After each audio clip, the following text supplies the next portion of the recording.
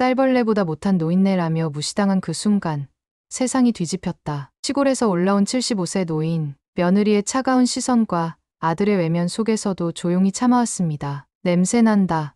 쌀벌레보다 못해라는 모욕적인 말들이 인터넷에 익명으로 올라가는 것도 모른 척했죠. 하지만 그들이 몰랐던 것이 하나 있었습니다. 이 초라해 보이는 노인이 실제로는 수백억 원의 자산을 가진 전설적인 기업가였다는 사실을 말이죠. 그 전에 잠깐 이 영상이 마음에 드셨다면 구독과 좋아요 부탁드리며 지금 무엇을 하며 시청하고 계신지 댓글로 남겨주세요. 여러분의 이야기도 듣고 싶습니다. 모든 것을 지켜본 할아버지가 마침내 입을 열었을 때 가족들의 표정이 순식간에 바뀌었습니다. 무릎 꿇고 애원하던 며느리, 뒤늦게 후회하는 아들, 그리고 진짜 가족의 의미를 깨달은 손자. 진정한 반전은 이제부터 시작됩니다. 충남 예산의 작은 마을에는 시간이 멈춘 듯한 고요함이 흐르고 있었습니다. 오래된 한옥 처마 끝에서 떨어지는 빗방울 소리가 정막을 깨뜨리는 유일한 음향이었죠. 이 집에서 75년을 살아온 박종길은 마당 한 구석에서 절구를 찍고 있었습니다. 그의 손에 익은 동작은 마치 오래된 의식을 치르는 것처럼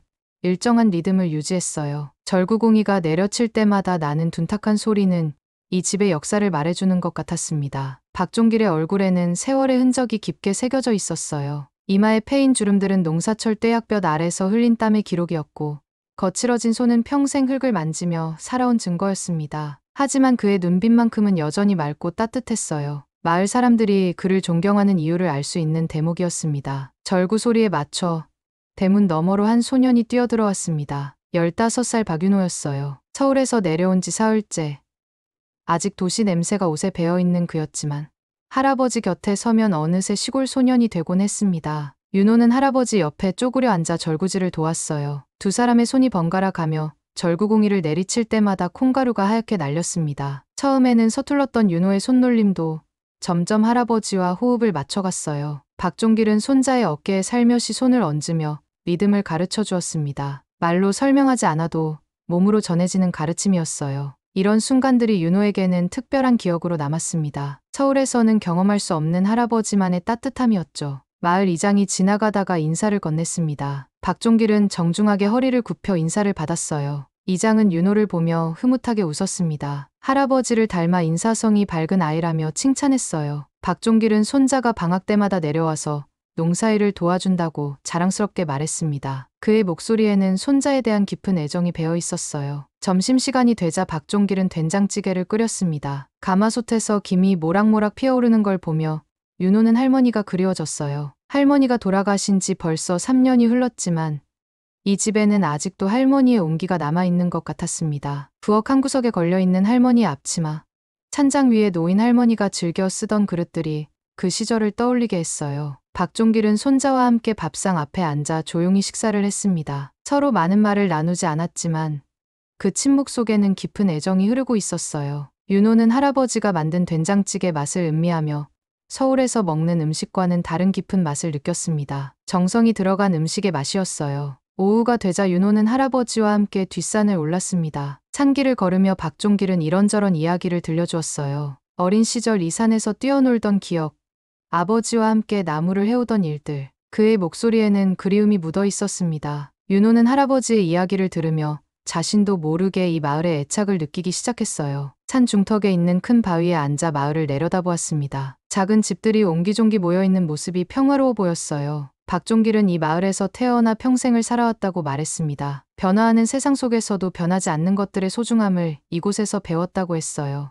윤호는 할아버지의 말을 들으며 도시에서는 느낄 수 없는 안정감을 느꼈습니다. 저녁 무렵 우체국 직원이 편지를 가져왔습니다. 박종길은 편지를 받아보며 고개를 끄덕였어요. 마을 청년회에서 보낸 감사 편지였습니다. 지난달 수해 복구 작업에 도움을 준 것에 대한 고마움을 전하는 내용이었어요. 박종길은 그런 일은 당연한 것이라며 겸손하게 웃었습니다. 윤호는 할아버지가 마을에서 얼마나 존경받는 분인지 새삼 깨달았어요. 해가 저물어갈 무렵 대문 앞에 검은색 승용차 한 대가 멈춰 섰습니다. 박대성과 오지은 부부가 내렸어요. 명절도 아닌데 갑작스럽게 내려온 것이었습니다. 오지은은 차에서 내리자마자 코를 막으며 인상을 찌푸렸어요. 시골 특유의 냄새가 싫다는 표정이었습니다. 그녀의 옷차림은 이 마을 분위기와는 전혀 어울리지 않는 화려함이었어요. 박대성은 아버지에게 인사를 건넸지만 어딘지 어색하고 부자연스러웠습니다. 오지은은 시아버지에게 형식적인 인사만 하고는 집 안으로 들어갔어요. 그녀는 집 안을 둘러보며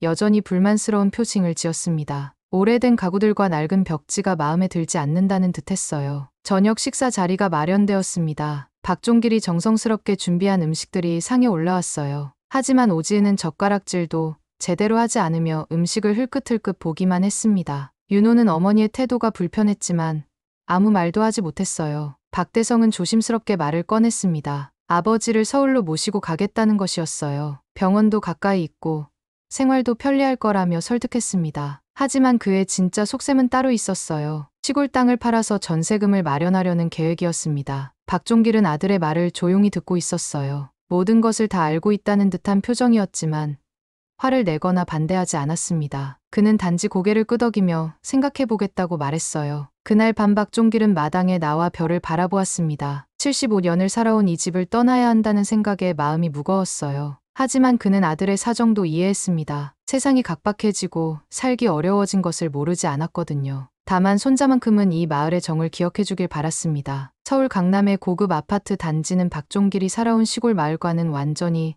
다른 세상이었습니다. 높이 솟은 건물들 사이로 차들이 쉴 새 없이 오가고 사람들은 모두 바쁜 걸음으로 지나다녔어요. 박종길은 짐을 정리하며 새로운 환경에 적응하려고 노력했지만 마음 한구석에는 고향에 대한 그리움이 자리 잡고 있었습니다. 오지은이 배정해준 방은 집에서 가장 작은 방이었어요. 창문도 하나뿐이고 햇빛도 잘 들지 않는 곳이었습니다. 박종길은 불평하지 않았지만 시골 한옥의 넓은 마루와 밝은 마당이 그리웠어요. 그는 가져온 몇 개의 짐을 정리하며 새로운 생활을 시작할 준비를 했습니다. 오래된 사진첩과 손자가 보낸 편지들, 그리고 아내의 유품 몇 개가 전부였어요. 첫날 아침, 오지은은 박종길에게 집안 규칙을 설명했습니다. 냉장고에 있는 음식은 허락 없이 건드리지 말 것.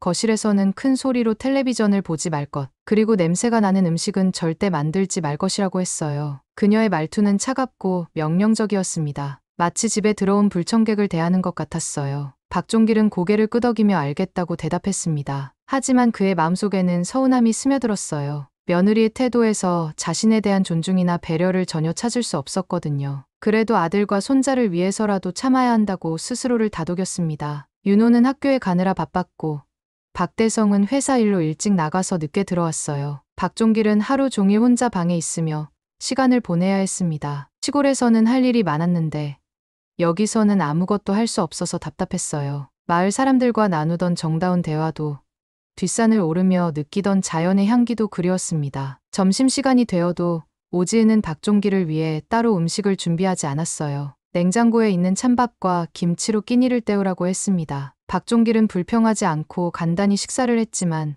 마음은 쓸쓸했어요. 시골에서는 이웃들이 자주 찾아와서 함께 식사를 하곤 했는데 여기서는 그런 따뜻함을 찾을 수 없었습니다. 오후에 박종길은 집 근처를 산책해보려고 했어요. 하지만 복잡한 도로와 빽빽한 건물들 사이에서 길을 잃을까봐 걱정되었습니다. 결국 아파트 단지 안에서만 조용히 걸었어요. 벤치에 앉아 지나가는 사람들을 바라보며 시간을 보냈습니다. 모든 사람들이 바쁘게 지나가기만 할 뿐 아무도 그에게 관심을 보이지 않았어요. 저녁에 윤호가 학교에서 돌아왔습니다. 하지만 예전처럼 할아버지에게 달려오지 않았어요. 친구들과 약속이 있다며 방으로 들어가 버렸습니다. 박종길은 손자의 변화가 아쉬웠지만 이해하려고 노력했어요. 서울에서는 시골과 다른 생활 패턴이 있을 거라고 생각했습니다. 며칠이 지나면서 박종길은 점점 더 소외감을 느끼기 시작했어요. 오지은은 그의 존재 자체를 불편해했습니다. 박종길이 거실에 나와 있으면 방으로 들어가라는 눈빛을 보냈고 그가 부엌에 물을 마시러 나오면 짜증스럽다는 표정을 지었어요. 심지어 박종길이 기침을 하면 시끄럽다며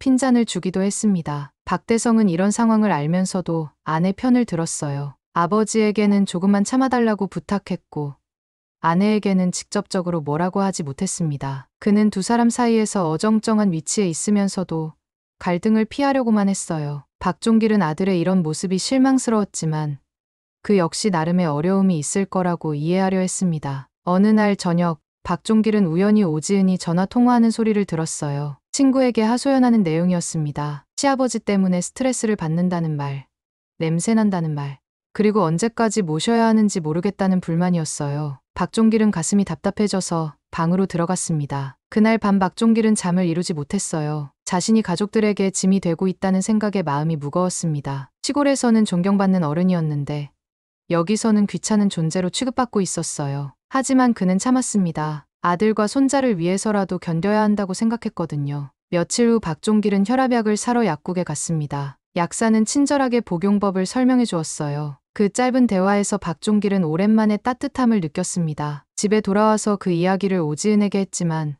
그녀는 별 관심 없다는 듯 고개도 돌리지 않았어요. 윤호는 점점 더 할아버지와 거리를 두었습니다. 친구들이 놀러 올 때면 할아버지를 소개하는 것을 꺼렸어요. 어머니의 영향을 받아서인지 할아버지를 부끄러워하는 것 같았습니다. 박종길은 이런 손자의 변화가 가장 아팠어요. 그동안 가장 가까웠던 존재였는데 이제는 벽이 생긴 것 같았습니다. 어느 날 오지은은 박종길 앞에서 대놓고 불만을 터뜨렸습니다. 집안 분위기가 우울해진다는 것, 손님들이 와도 불편해한다는 것, 그리고 자신의 생활에 방해가 된다는 것이었어요. 박종길은 조용히 듣고만 있었습니다. 변명하거나 화를 내지 않았어요. 그저 고개를 끄덕이며 미안하다고 말할 뿐이었습니다. 하지만 그의 마음속에는 깊은 상처가 남았습니다. 한 달이 지나면서 박종길의 상황은 더욱 악화되었습니다. 오지은의 태도는 날이 갈수록 노골적으로 변했어요. 처음에는 그나마 체면을 차렸는데 이제는 아예 숨기려 하지도 않았습니다. 박종길이 거실에 나오면 룩 우하게 싫어하는 표정을 지었고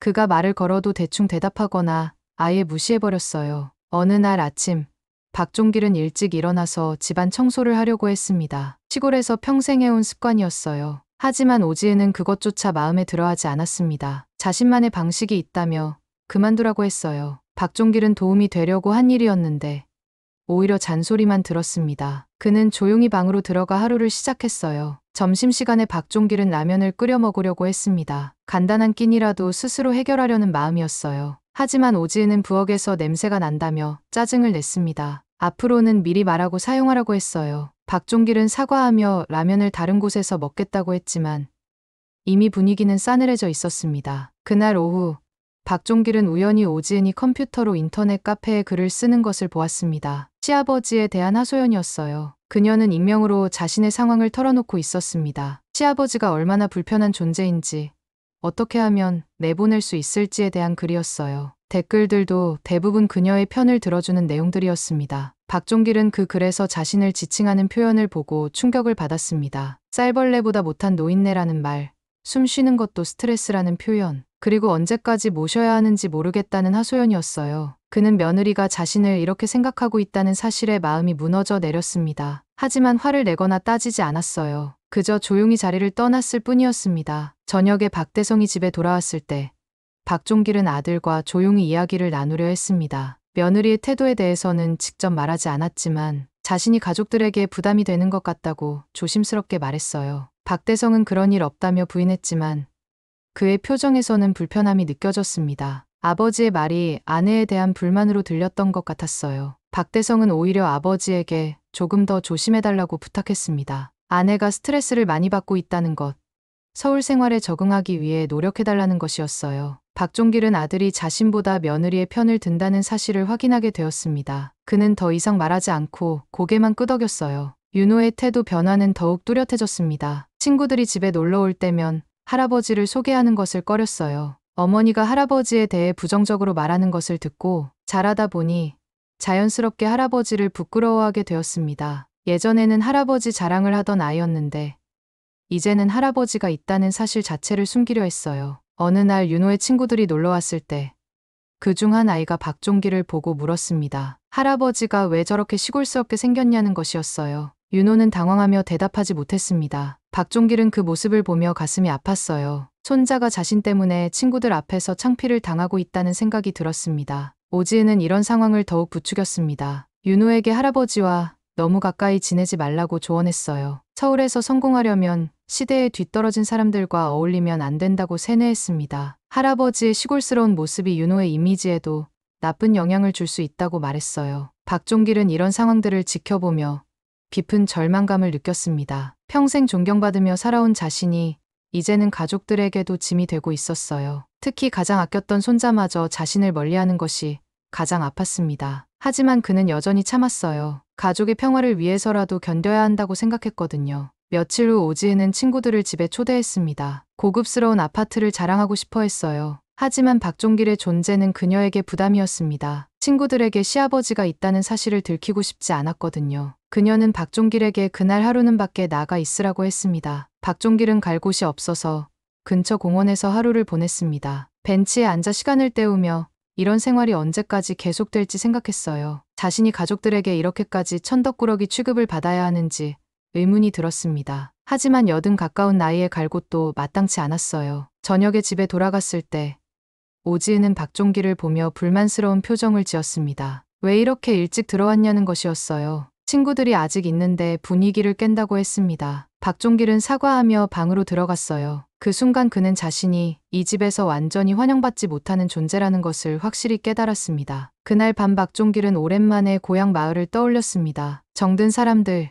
익숙한 풍경, 그리고 자신을 존중해주던 이웃들이 그리웠어요. 하지만 이미 집도 정리하고 서울로 온 상황에서 돌아갈 수도 없었습니다. 그는 이 상황을 어떻게 견뎌나가야 할지 막막했어요. 박종길이 서울에 온 지 2달이 지나면서 그의 일상은 더욱 위축되어 갔습니다. 매일 아침 일찍 일어나서 조용히 세수를 하고 오지은이 일어나기 전에 방으로 들어가는 것이 그의 하루 시작이었어요. 며느리와 마주치는 것 자체가 서로에게 불편함을 주는 일이라는 것을 알았기 때문입니다. 아침 식사는 대부분 거르거나 간단히 빵 한 조각으로 때웠습니다. 오지은이 준비한 식사는 가족들만을 위한 것이었고 박종길 몫은 따로 없었어요. 그는 불평하지 않았지만 시골에서 정성스럽게 끓여 먹던 된장찌개와 갓 지은 밥이 그리웠습니다. 하지만 부엌을 사용하는 것조차 눈치가 보여서 제대로 된 음식을 만들 수도 없었어요. 박대성은 회사 일이 바빠졌다며 더욱 늦게 들어왔습니다. 사실은 집안 분위기가 불편해서 일부러 늦게 귀가하는 것 같았어요. 집에 들어와서도 아버지와 눈을 마주치는 것을 피했습니다. 아내와 아버지 사이에서 어정쩡한 위치에 있는 것이 부담스러웠거든요. 그는 갈등을 해결하기보다는 회피하는 쪽을 선택했습니다. 윤호는 점점 더 할아버지를 멀리했습니다. 학교에서 돌아와도 인사만 대충 하고 방으로 들어가 버렸어요. 친구들과 게임을 하거나 공부한다며 할아버지와 시간을 보내려 하지 않았습니다. 어머니의 영향으로 할아버지에 대한 인식이 완전히 바뀌어 있었어요. 예전에 시골에서 보였던 친밀감은 이제 찾아볼 수 없었습니다. 어느 날 저녁, 윤호의 담임선생님이 전화를 걸어왔습니다. 최근 윤호의 성적이 떨어지고 있고 수업 태도도 좋지 않다는 내용이었어요. 친구들과의 관계에서도 문제가 있는 것 같다고 했습니다. 오지은은 그 이유를 할아버지 때문이라고 생각했어요. 집안 분위기가 우울해져서 아이에게 나쁜 영향을 주고 있다는 것이었습니다. 오지은은 박대성에게 더 이상 참을 수 없다고 했습니다. 시아버지 때문에 가정 분위기가 엉망이 되고 아들의 교육에도 지장을 주고 있다는 것이었어요. 요양원이나 다른 대안을 찾아야 한다고 강하게 주장했습니다. 박대성은 망설였지만 아내의 지속적인 압박에 점점 흔들리기 시작했어요. 박종길은 이런 대화들을 들으며 마음이 무거워졌습니다. 자신 때문에 가족들이 힘들어하고 있다는 사실이 견디기 어려웠어요. 하지만 갈 곳이 마땅치 않았습니다. 시골집은 이미 정리했고 친구들도 대부분 세상을 떠났거나 각자의 어려움이 있었어요. 그는 이 상황을 어떻게 해결해야 할지 막막했습니다. 며칠 후 오지은은 인터넷 카페에 또 다른 글을 올렸습니다. 이번에는 더욱 노골적인 내용이었어요. 시아버지를 어떻게 내보낼 수 있는지에 대한 구체적인 방법을 묻는 글이었습니다. 쌀벌레보다 못한 존재라는 표현도 다시 사용했어요. 댓글들은 대부분 그녀를 지지하는 내용들이었고 일부는 더욱 과격한 방법들을 제안하기도 했습니다. 박종길은 우연히 그 글을 다시 보게 되었습니다. 이번에는 더욱 충격적이었어요. 며느리가 자신을 완전히 제거하고 싶어 한다는 것을 확실히 알 수 있었습니다. 그는 가슴이 답답해져서 밖으로 나갔어요. 아파트 단지를 돌아다니며 마음을 진정시키려 했지만 상처는 쉽게 아물지 않았습니다. 그날 밤 박종길은 잠들지 못하고 과거를 회상했습니다. 젊었을 때 무역업으로 성공했던 시절, 아들을 키우며 행복했던 시간들, 그리고 아내와 함께 보낸 소중한 날들이 떠올랐어요. 하지만 이제는 모든 것이 변해버렸습니다. 성공도, 재산도, 가족의 사랑도 모두 의미가 없어진 것 같았어요. 다음 날 아침, 오지은은 박종길에게 직접적으로 말했습니다. 이 집에서 계속 지내는 것이 모두에게 좋지 않다는 것, 다른 방법을 찾아야 한다는 것이었어요. 그녀는 요양원이나 독거노인 아파트 등의 대안을 제시했습니다. 물론 그 비용은 박종길이 부담해야 한다고 했어요. 박종길은 조용히 며느리의 말을 들었습니다. 화를 내거나 반박하지 않았어요. 그저 생각해보겠다고 대답했을 뿐이었습니다. 하지만 그의 마음속에는 깊은 상처와 함께 이상한 평정심이 자리 잡기 시작했어요. 마치 오랫동안 기다렸던 순간이 온 것 같은 느낌이었습니다. 오후에 박종길은 윤호와 짧은 대화를 나누려 했습니다. 하지만 윤호는 친구들과 약속이 있다며 급히 나가버렸어요. 할아버지와 단둘이 있는 것이 불편한 듯 했습니다. 박종길은 손자의 변한 모습을 보며 안타까웠지만 이것도 어쩔 수 없는 일이라고 받아들였어요. 저녁에 박대성이 집에 돌아왔을 때 그는 아버지와 진지한 대화를 나누려 했습니다. 하지만 박종길은 이미 결심을 굳힌 상태였어요. 아들에게 부담을 주고 싶지 않다며 스스로 다른 방법을 찾아보겠다고 말했습니다. 박대성은 안도하는 동시에 죄책감도 느꼈지만 결국 아버지의 결정을 받아들였어요. 그날 밤 박종길은 오랜만에 평온한 마음으로 잠자리에 들었습니다. 오랫동안 참고 견뎌온 시간들이 끝나가고 있다는 생각이 들었어요. 하지만 그는 아직 모든 카드를 다 보여주지 않았습니다. 진짜 게임은 이제부터 시작될 예정이었거든요. 그의 입가에는 오랜만에 미묘한 미소가 떠올랐습니다. 어느 날 밤늦게 윤호는 숙제를 하기 위해 할아버지 방에서 노트북을 빌리려고 들어갔습니다. 박종길은 깊이 잠들어 있었고 윤호는 조용히 책상 위에 놓인 노트북을 가져가려 했어요. 그런데 노트북 화면이 켜져 있는 것을 발견했습니다. 할아버지가 잠들기 전에 뭔가를 보고 있었던 것 같았어요. 호기심에 윤호는 화면을 들여다보았습니다. 그런데 거기에는 예상치 못한 내용들이 펼쳐져 있었어요. 스위스은행 계좌 명세서, 삼성전자 주식 배당금 내역, 그리고 여러 부동산 투자 문서들이었습니다. 윤호는 처음에는 이해할 수 없었어요. 할아버지와는 전혀 어울리지 않는 내용들이었거든요. 더 자세히 살펴보니 놀라운 사실들이 드러났습니다. 박종길의 이름으로 된 계좌에는 수백억 원의 자산이 있었어요. 해외 부동산, 주식, 채권 등 다양한 투자처에 분산되어 있는 거대한 재산이었습니다. 윤호는 믿을 수 없어서 여러 번 확인해 보았지만 모든 것이 사실이었어요. 한 폴더에는 기부 관련 문서들이 들어 있었습니다. 지난 10년간 고아원, 양로원, 장학재단 등에 정기적으로 거액을 기부한 내역들이었어요. 익명으로 진행된 기부들이었지만 그 규모는 상상을 초월했습니다. 매년 수십억 원씩 사회에 환원하고 있었던 것이죠. 윤호는 할아버지가 이런 일들을 해왔다는 사실에 충격을 받았어요. 또 다른 폴더에는 과거 사업 관련 자료들이 보관되어 있었습니다. 박종길이 젊은 시절 설립한 무역회사의 성장 과정, 해외 진출 성과, 그리고 회사 매각 과정이 상세히 기록되어 있었어요. 20대에 시작해서 50대에 매각할 때까지 놀라운 성공 스토리였습니다. 할아버지가 단순한 농부가 아니라 성공한 사업가였다는 사실을 윤호는 처음 알았어요. 윤호는 더욱 놀라운 문서를 발견했습니다. 최근에 작성된 유언장이었어요. 거기에는 모든 재산을 윤호에게 상속한다는 내용이 적혀 있었습니다. 박대성과 오지은에게는 최소한의 몫만 남기고 대부분의 재산을 손자에게 물려주겠다는 것이었어요. 그 이유도 명시되어 있었습니다. 진정한 품성을 가진 사람만이 이 재산을 올바르게 사용할 수 있다는 것이었죠. 윤호는 손이 떨렸습니다. 지금까지 자신과 가족들이 할아버지를 어떻게 대했는지 생각하니 부끄러움이 밀려왔어요. 할아버지는 모든 것을 알고 계셨던 것 같았습니다. 며느리의 무시와 아들의 냉대, 그리고 손자마저 멀어지는 것을 지켜보면서도 조용히 참아오셨던 거죠. 문득 윤호는 할아버지가 왜 이 모든 것을 숨겨왔는지 이해하기 시작했습니다. 돈 때문에 가까워지는 관계가 아니라 진짜 마음으로 자신을 사랑하는 사람을 찾고 싶었던 것 같았어요. 하지만 결과는 실망스러웠을 겁니다. 가족들 모두가 그의 진짜 모습을 보지 못했고 오히려 짐스러워했으니까요. 윤호는 어머니가 인터넷에 올린 글들도 떠올렸습니다. 쌀벌레보다 못한 노인네라고 표현했던 그 글들이 이제는 얼마나 잘못된 것이었는지 깨달았어요. 할아버지는 그런 글들을 보셨을 텐데도 아무 말씀하지 않으셨던 것이죠. 윤호는 가슴이 답답해져서 밖으로 나갔어요. 아파트 단지를 돌아다니며 윤호는 많은 생각을 했습니다. 지금까지 어머니의 가치관에 따라 할아버지를 판단했던 자신이 부끄러웠어요. 할아버지는 돈이 없어서 무시받는 분이 아니었습니다. 오히려 돈보다 훨씬 소중한 것들을 가지고 계신 분이었어요. 인품, 지혜, 그리고 진정한 사랑 말이죠. 윤호는 할아버지의 과거에 대해 더 알고 싶어졌습니다. 인터넷으로 검색해보니 과거 무역업계에서 박종길이라는 이름이 자주 언급되는 것을 발견했어요. 당시 언론에서는 그를 성공한 기업가로 소개했지만 검소한 생활과 꾸준한 사회 공헌으로도 유명했다고 했습니다. 더 놀라운 것은 할아버지가 은퇴 후에도 계속해서 사회활동을 해왔다는 사실이었어요. 시골에 내려가서도 마을 발전을 위해 조용히 도움을 주고 있었고 어려운 이웃들을 도와주는 일을 멈추지 않았다고 했습니다. 마을 사람들이 할아버지를 존경하는 이유를 이제야 알 것 같았어요. 윤호는 집으로 돌아가서 할아버지를 다시 바라보았습니다. 여전히 조용히 잠들어 계신 할아버지의 얼굴에서 이제는 다른 것이 보였어요. 단순한 시골 노인이 아니라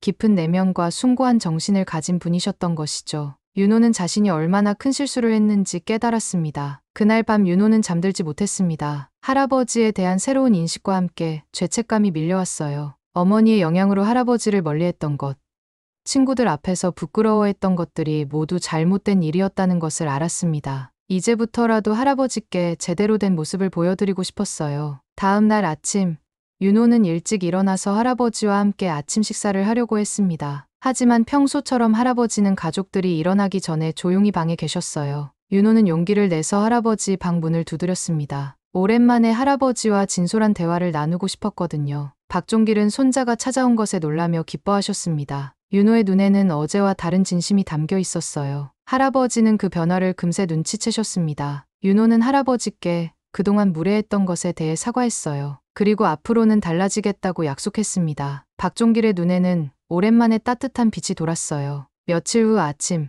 박종길은 평소와 다른 모습으로 식탁에 나타났습니다. 단정하게 정리된 옷차림과 차분한 표정이었어요. 오지은은 시아버지가 식탁에 앉은 것을 보고 불쾌한 표정을 지었습니다. 평소에는 가족들과 함께 식사하지 않았는데 갑작스럽게 나타난 것이 마음에 들지 않았거든요. 박종길은 조용히 며느리를 바라보며 말을 시작했습니다. 그동안 불편을 끼쳐서 미안하다는 말부터였어요. 하지만 그의 목소리에는 평소와 다른 무언가가 있었습니다. 단순한 사과가 아니라 마치 정리를 하려는 듯한 느낌이었어요. 오지은은 대충 듣고 있었지만 박대성과 윤호는 할아버지의 진지한 분위기를 감지했습니다. 박종길은 천천히 말을 이어갔습니다. 이번 명절에 가족들에게 작은 선물을 준비하려고 했다는 것. 특히 며느리에게 3억 원 정도의 보너스를 드릴 생각이었다는 것이었어요. 오지은은 처음에는 귀를 의심했습니다. 시골에서 농사짓던 시아버지가 3억 원이라는 거금을 어디서 구한다는 것인지 이해할 수 없었거든요. 하지만 박종길의 표정은 진지했습니다. 그는 계속해서 말했어요. 지금까지 가족들이 자신을 어떻게 생각하는지 잘 알고 있다는 것.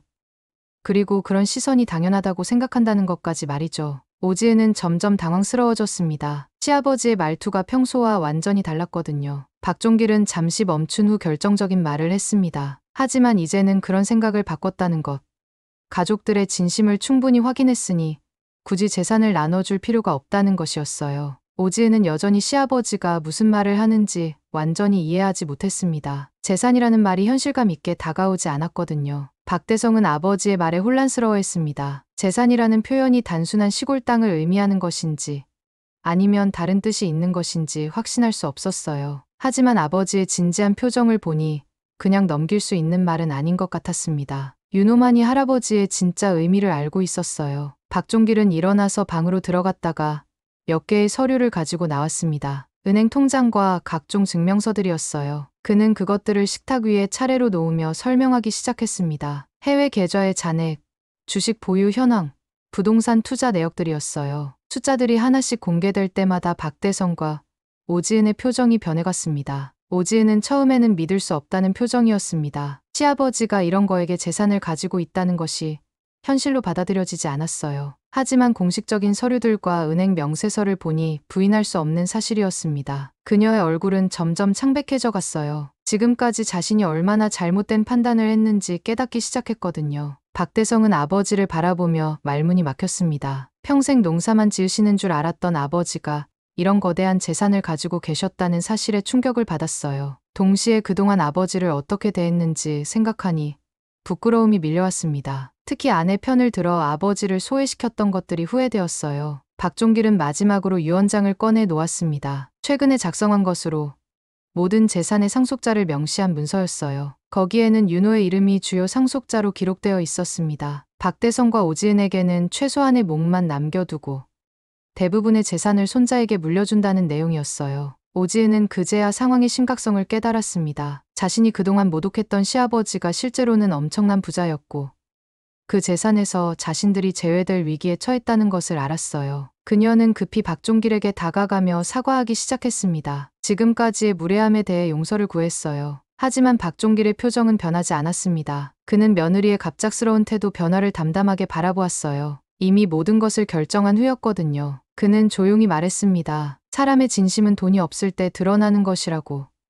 그리고 이제 와서 변하는 마음은 믿을 수 없다고 했어요. 오지은은 무릎을 꿇고 애원했습니다. 자신이 잘못 생각했다는 것, 앞으로는 정말로 잘하겠다는 것을 반복해서 말했어요. 하지만 박종길은 이미 마음을 정한 상태였습니다. 그는 며느리의 애원을 듣고만 있을 뿐 어떤 반응도 보이지 않았어요. 박대성도 아버지에게 용서를 구했습니다. 그동안 아내 편만 들었던 것, 아버지의 마음을 헤아리지 못했던 것에 대해 진심으로 사과했어요. 하지만 박종길은 아들에게도 차가운 시선을 보냈습니다. 평생 키워준 아들마저 자신을 버렸다는 실망감이 너무 컸거든요. 윤호는 이 모든 상황을 지켜보며 복잡한 마음이었습니다. 할아버지의 결정이 이해되면서도 가족들의 변화된 모습이 안타까웠어요. 하지만 그는 할아버지의 편에 서기로 마음먹었습니다. 진짜 사랑과 가짜 사랑을 구별할 수 있는 나이가 되었거든요. 박종길은 마지막으로 짐을 싸겠다고 말했습니다. 이 집에서 더 이상 지낼 이유가 없다는 것이었어요. 오지은과 박대성은 필사적으로 만류했지만 그의 결심은 확고했습니다. 그는 조용히 방으로 들어가서 몇 개 안 되는 소지품들을 정리하기 시작했어요. 그날 오후 박종길은 정말로 집을 떠날 준비를 했습니다. 택시를 불러서 고향으로 돌아가겠다고 했어요. 가족들은 마지막까지 붙잡으려 했지만 그는 돌아서지 않았습니다. 마지막에 윤호에게만 작은 쪽지를 건네주었어요. 그 쪽지에는 진짜 가치가 무엇인지 잊지 말라는 당부가 적혀 있었습니다. 박종길이 고향으로 돌아간 후 강남의 고급 아파트는 무거운 침묵에 잠겼습니다. 오지은은 하루 종일 멍하니 앉아 있었어요. 몇 시간 전까지만 해도 쌀벌레보다 못하다고 생각했던 시아버지가 수백억 원의 자산가였다는 사실이 아직도 믿기지 않았습니다. 그리고 그 모든 재산에서 자신들이 거의 제외되었다는 현실이 서서히 다가왔어요. 박대성은 회사에서 일을 마치고 집에 돌아왔지만 평소와 달리 한숨만 내쉬었습니다. 아버지가 떠나신 후 집안 분위기는 더욱 어두워졌어요. 그는 자신이 얼마나 큰 실수를 했는지 깨닫기 시작했습니다. 평생 존경해야 할 아버지를 돈 때문에 외면했고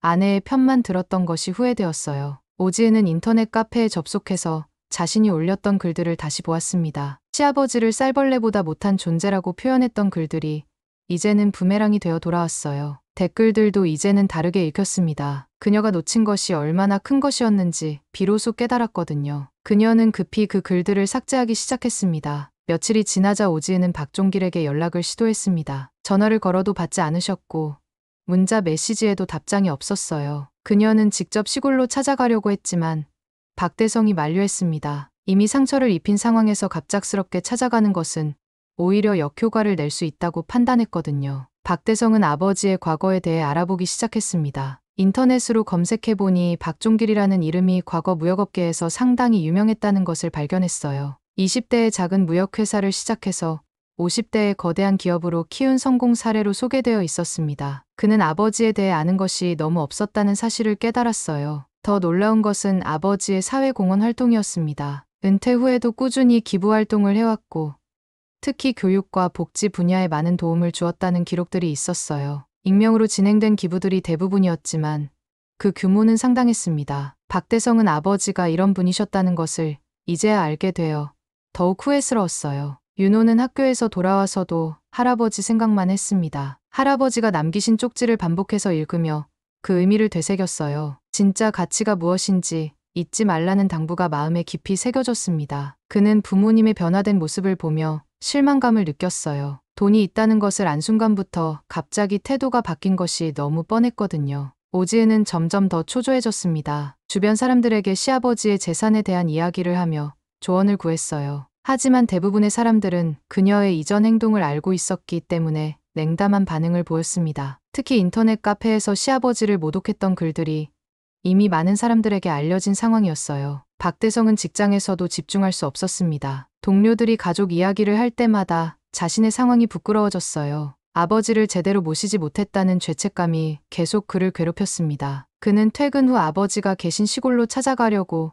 여러 번 시도했지만 용기가 나지 않았어요. 며칠 후 윤호는 결심을 하고 어머니에게 말했습니다. 할아버지께 편지를 쓰고 싶다는 것이었어요. 그동안 잘못 생각했던 것에 대해 사과하고 할아버지의 가르침을 기억하겠다는 내용을 전하고 싶었습니다. 오지은은 처음에는 반대했지만 윤호의 진심을 보고 허락했어요. 윤호는 정성스럽게 편지를 썼습니다. 할아버지와 시골에서 보냈던 소중한 시간들, 절구지를 함께하며 느꼈던 따뜻함, 그리고 할아버지에게서 배운 진정한 가치들에 대해 적었어요. 어머니의 영향으로 잠시 흔들렸지만 이제는 할아버지의 가르침을 평생 기억하겠다고 약속했습니다. 편지를 쓰는 과정에서 윤호는 많은 것을 깨달았습니다. 할아버지는 돈으로 사람을 판단하지 않으셨고 진정한 인간관계의 소중함을 보여주셨다는 것을 말이죠. 반면 어머니는 겉으로 드러나는 것들에만 집착하며 사람의 참된 가치를 보지 못했어요. 윤호는 어떤 어른이 되어야 할지 확실히 알게 되었습니다. 오지은은 윤호의 편지를 보며 자신의 행동을 반성했습니다. 아들조차 자신보다 할아버지의 편을 드는 것을 보니 자신이 얼마나 잘못되었는지 깨달았어요. 하지만 이미 벌어진 일을 되돌리기에는 너무 늦었습니다. 박종길의 마음에 입은 상처는 쉽게 아물지 않을 것 같았어요. 박대성은 아내와 진지한 대화를 나누었습니다. 이제라도 아버지께 진심으로 사과하고 가족의 화합을 되찾아야 한다고 했어요. 하지만 오지은은 여전히 현실적인 문제들을 걱정했습니다. 상속에서 제외된 상황을 어떻게 해결할 것인지, 앞으로 경제적 어려움은 어떻게 극복할 것인지가 더 중요하다고 생각했어요. 결국 가족 회의가 열렸습니다. 박대성은 아버지께 직접 찾아가서 용서를 구하자고 제안했어요. 진심으로 뉘우치고 있다는 것을 보여드리면 혹시 마음을 바꾸실 수도 있다고 생각했습니다. 하지만 윤호는 반대했어요. 할아버지는 이미 모든 것을 결정하셨고 이제 와서 찾아가는 것은 오히려 신뢰라고 생각했거든요. 그날 밤 각자 방에서 잠들지 못하는 시간을 보냈습니다. 박대성은 아버지에 대한 그리움과 후회로, 오지은은 잃어버린 기회에 대한 절망으로,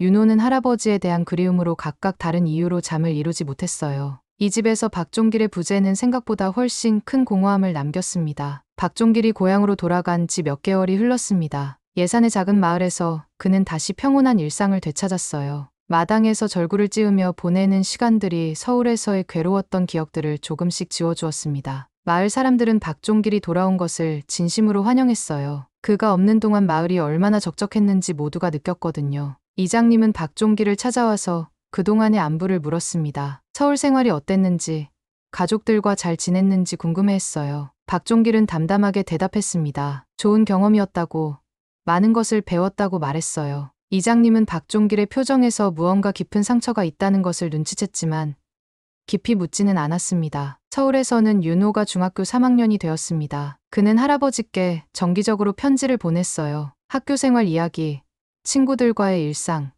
그리고 할아버지에 대한 그리움을 담은 편지들이었습니다. 박종길은 손자의 편지를 받을 때마다 마음이 따뜻해졌어요. 적어도 한 사람은 자신을 진심으로 사랑하고 있다는 것을 확인할 수 있었거든요. 박대성은 여전히 후회와 죄책감에 시달리고 있었습니다. 직장에서의 스트레스와 함께 아버지에 대한 그리움이 그를 괴롭혔어요. 몇 번이나 시골로 찾아가려고 했지만 차마 용기가 나지 않았습니다. 아버지가 자신을 용서해 주실지 확신할 수 없었거든요. 오지은은 점점 더 우울해졌습니다. 주변 사람들이 자신을 바라보는 시선이 차가워진 것을 느꼈어요. 인터넷 카페에서 시아버지를 모독했던 글들이 알려지면서 사람들은 그녀를 비난했습니다. 거대한 재산을 가진 분을 몰라보고 함부로 대했다는 것이 화제가 되었거든요. 어느 날 윤호의 학교에서 발표회가 열렸습니다. 주제는 나의 영웅이었어요. 윤호는 망설임 없이 할아버지에 대한 발표를 준비했습니다. 그는 할아버지의 진정한 모습에 대해 이야기하고 싶었거든요. 부모님은 처음에는 반대했지만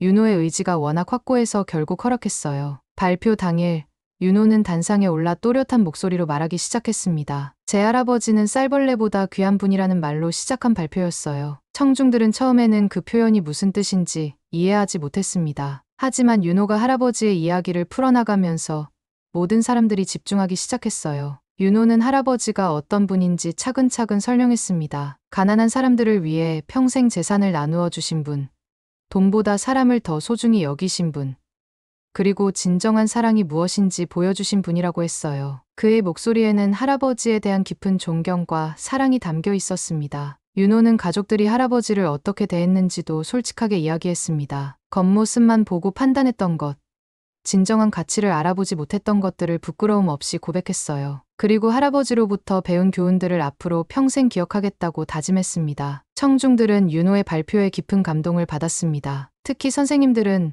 어린 학생이 이렇게 깊이 있는 성찰을 할 수 있다는 것에 놀라워했어요. 발표가 끝난 후 많은 사람들이 윤호에게 찾아와 할아버지에 대한 이야기를 더 듣고 싶다고 했습니다. 박대성과 오지은도 윤호의 발표를 들으러 왔었어요. 아들의 발표를 들으며 그들은 자신들이 얼마나 잘못된 판단을 했는지 다시 한번 깨달았습니다. 특히 오지은은 아들 앞에서 눈물을 흘렸어요. 자신이 아들에게 잘못된 가치관을 심어주려 했다는 것이 부끄러웠거든요. 발표회가 끝난 후 윤호는 할아버지께 그 내용을 편지로 전했습니다. 많은 사람들 앞에서 할아버지 자랑을 했다는 것, 그리고 할아버지의 가르침을 평생 잊지 않겠다는 약속을 다시 한번 적었어요. 박종길은 그 편지를 받고 오랜만에 환하게 웃었습니다. 시골 마을에서 박종길은 여전히 조용한 생활을 이어가고 있었어요. 마당에서 절구를 찍고 이웃들과 정다운 대화를 나누며 평온한 시간을 보냈습니다. 간혹 서울에서의 일들이 떠오르기도 했지만 이제는 그것들에 연연하지 않았어요. 진정한 가족이 누구인지 확인했으니까요. 어느 날 저녁,